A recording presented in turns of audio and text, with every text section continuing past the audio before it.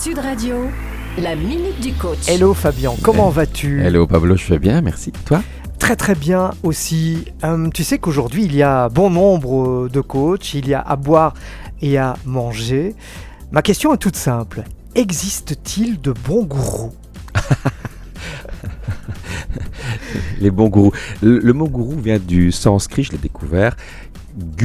Guru, G-U-R-U, qui signifie maître, enseignant ou guide spirituel. Il est parfois interprété comme la combinaison, je lis tout ça dans Google, des mots gu, obscurité, et ru, lumière. Donc gourou, obscurité, lumière. Donc ça symbolise celui qui dissipe l'ignorance pour apporter la connaissance. Alors, est-ce que ce terme est péjoratif ou pas ? Lu comme ça, non. Mais aujourd'hui, il est devenu péjoratif. Moi, je n'aime pas le fanatisme. Donc j'ai envie d'être fan de personne. Parce que je sais que le fanatisme va m'aveugler. Et quand on est fanatique, on est presque déjà mort, puisque tu sais à quel point c'est l'une de mes croisades, c'est de faire en sorte que les gens se réapproprient la pensée et exercent leur intelligence. Je n'arrête pas de dire qu'il ne suffit pas d'être intelligent, il faut exploiter son intelligence. Si tu es doué pour un instrument de musique ou tu as une excellente condition physique pour courir le marathon, mais que tu ne t'entraînes jamais, évidemment ton talent va s'émousser, tes capacités aussi. L'intelligence, cela s'exerce. Et ça ne s'exerce pas quand on est fan.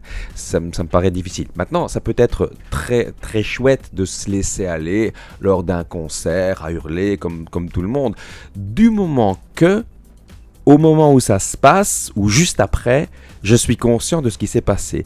C'est Umberto Eco, un brillantissime intellectuel italien, qui a écrit notamment Le nom de la rose. Il disait « Vous pouvez regarder Derrick, mais vous devez savoir que vous êtes en train de regarder Derrick. » Moi, je peux aller voir une grand-messe d'un gourou, mais je sais que je suis en train de regarder un gourou et je ne tombe pas dans ses griffes. Je me méfie très très fort de ça.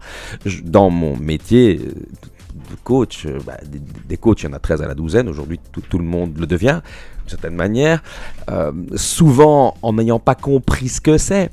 Et parfois, on leur apprend. Je vois des gourous précisément qui disent « Je vais vous expliquer, je vais vous apprendre les bonnes questions à poser à votre client. » Mazette, la première chose à faire quand on veut devenir coach, c'est d'être coaché soi-même. Et puis, c'est quoi cette histoire de bonnes questions ? Je ne sais jamais la question qui va venir, puisque je ne sais pas ce que tu vas m'amener. Si je connais la bonne question, je la connais au détriment de l'histoire que tu vas me raconter. Je ne suis pas à ton écoute. Je viens plaquer une méthodologie. Non, la technique, elle est censée être oubliée, digérée et oubliée. Donc, les gourous qui viennent avec les fameuses phrases définitives que j'ai déjà évoquées à ce micro et qui emballent les salles, qui les hypnotisent presque, ils les trompent. Ils les trompent. Moi, je refuse d'être trompé. Dans ces cas-là, je prends la distance et la dernière fois que j'ai assisté à une telle messe, il s'est passé quelque chose que j'ai trouvé vraiment détestable. Le gourou en question, que je ne citerai évidemment pas, mais que quasiment tout le monde connaît, a fait monter sur scène toutes les femmes qui avaient été victimes de harcèlement sexuel. J'ai trouvé ça extrêmement nauséabond. Et puis il a mis les gens en transe. J'ai vu des choses vraiment étonnantes, déroutantes. Je suis parti. C'est bien parfois de se laisser aller. Si tu es en plein orgasme, en pleine nuit de noces, tu vas pas te regarder en train de jouir. Ça n'a aucun sens. Il faut aussi se laisser aller de temps en temps. Mais attention aux dérives. Et les gourous actuels, ils nous emmènent vers des dérives. Recoupez les infos. Lisez le soir, oui, certes, mais aussi la libre. Même si ça correspond pas à votre conviction religieuse. Mais n'écoutez que Sud Radio. Et n'écoutez que... Non, c'est important. Certes. N'écoutez que Sud Radio.